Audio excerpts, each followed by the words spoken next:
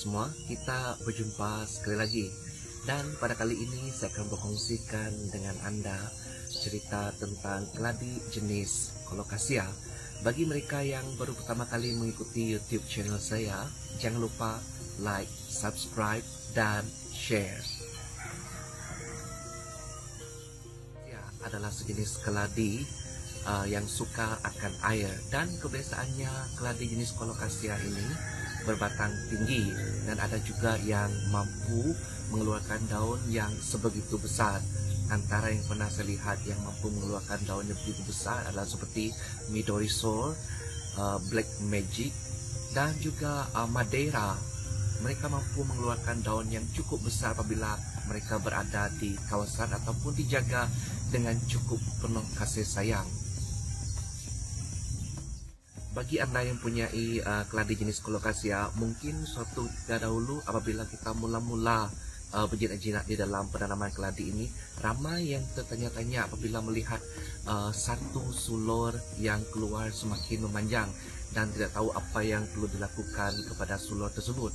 Namun demikian, setelah kita lama berkecimpung di dalam dunia keladi ini, lebih kurang dalam setahun lebih macam itu ataupun 2 tahun, kita sudah tahu macam mana untuk memperbanyakkan keladi jenis Colocasia daripada sulur, dan bagaimana untuk kita kenal pasti sulur itu sudah cukup matang untuk kita boleh semai ataupun potong dan semai supaya dapat banyak lagi keladi jenis Colocasia tersebut.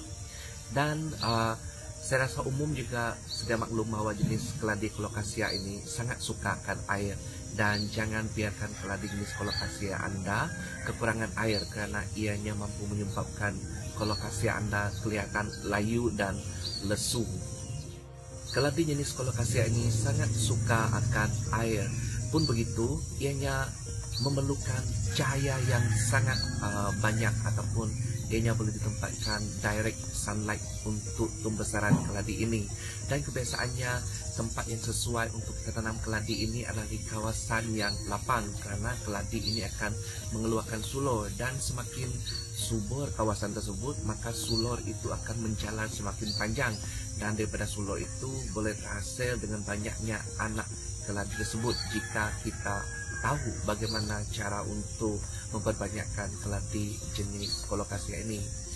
Untuk makluman semua, untuk makluman rakan-rakan, jadi keladi jenis Colocasia ini sebenarnya ada yang menyatakan bahwa keladi jenis Colocasia ini tidak mempunyai ubi.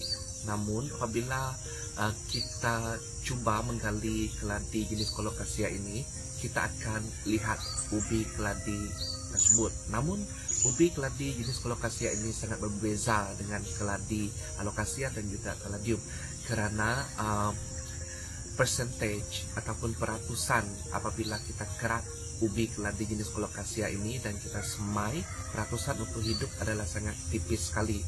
Kebiasaannya ianya akan mati kerana membusuk akibat daripada terkena air ataupun saya rasa pasti Anda juga mempunyai ataupun mengalami perkara yang sama, kerana apabila saya melakukan keratan ubi daripada black coral, saya hanya mendapat 3 daripada 10 keratan yang menjadi anak. Selebihnya semua membusuk. Jadi berbanding apabila saya menanam keladi jenis Colocasia daripada keratan sulur, daripada 10 juga yang hidup. Itulah perbezaan Colocasia berbanding keladi-keladi yang lain. Untuk mendapatkan keladi jenis Colocasia ini supaya berdaun besar dan tumbuhnya sangat besar, ianya perlu mendominasi sesuatu kawasan. Seperti apabila kita tanam di dalam pasu, pastikan anak-anak keladi jenis Colocasia ini apabila ianya keluar, kita perlu asingkan, ataupun sulur-sulur kita perlu potongkan, dan kita biarkan satu pokok induk itu saja membesar.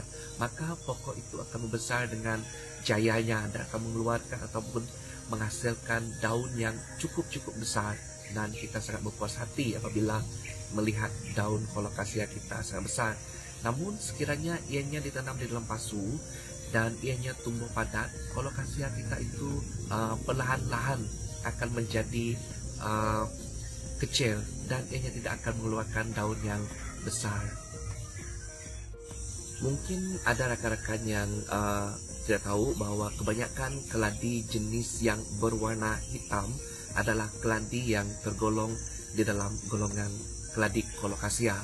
Dan ya, keladi-keladi hitam ini juga sangat menarik sekali. Ada yang mendapat harga yang sangat, ataupun menempatkan dirinya di harga yang sangat tinggi di pasaran.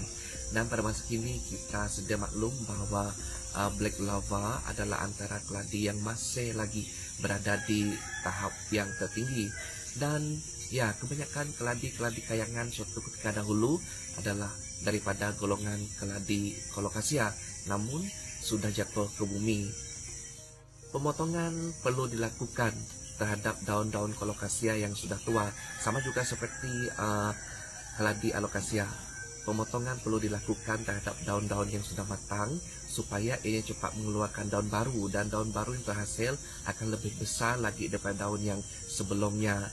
Jadi kepada mereka yang punya keladi jenis colocasia, pastikan Anda selalu trim ataupun potong daun-daun lama keladi Anda supaya ia menghasilkan daun yang cantik dan besar. Sama seperti keladi-keladi yang lain, keladi jenis colocasia juga akan menghasilkan bunga. Jadi daripada bunga tersebut kita sudah ataupun kita akan dimaklumkan bahwa keladi itu sudah mencapai tahap matangnya. Dan apabila tidak dipotong bunga tersebut, maka lama-kelamaan daun keladi jenis colocasia yang terhasil ini akan mengecil, karena itu menunjukkan bahwa keladi ini sudah cukup matang.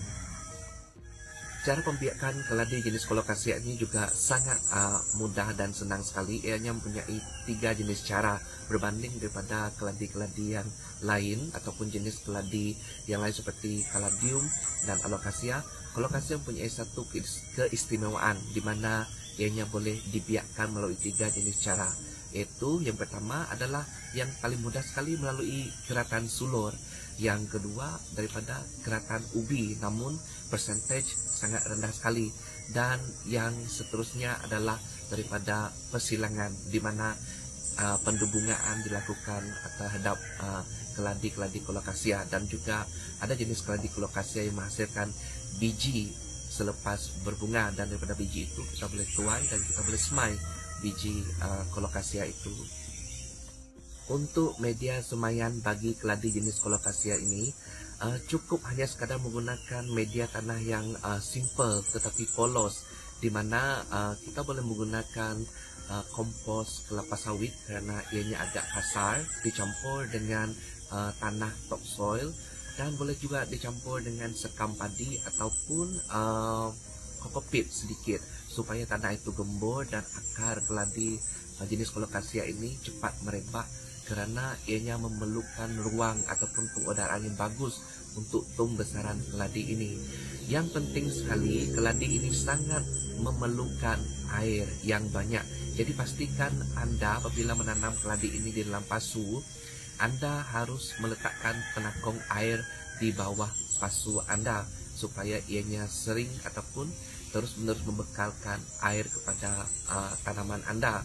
Dan ada juga yang menanam di dalam jenis takungan pasu yang bertakung ataupun baldi dan sebagainya. Namun demikian pastikan baldi ataupun tempat takungan air ataupun pasu yang menakungkan air itu tidak menyebabkan nyamuk bertelur dan ianya akan berbahaya. Sekian saja perkongsian yang ringkas daripada saya untuk kali ini. Semoga rekan-rekan yang baru saja menceburi bidang penanaman keladi ini mendapat sedikit input daripada saya, dan boleh juga bertanya kepada rekan-rekan yang lain untuk bertanya lebih lagi tentang keladi jenis colocasia ini. Bagi Anda yang baru pertama kali mengikuti YouTube channel saya, jangan lupa like, subscribe, dan share. Kita berjumpa lagi di dalam perkongsian yang akan datang. Sekian, terima kasih.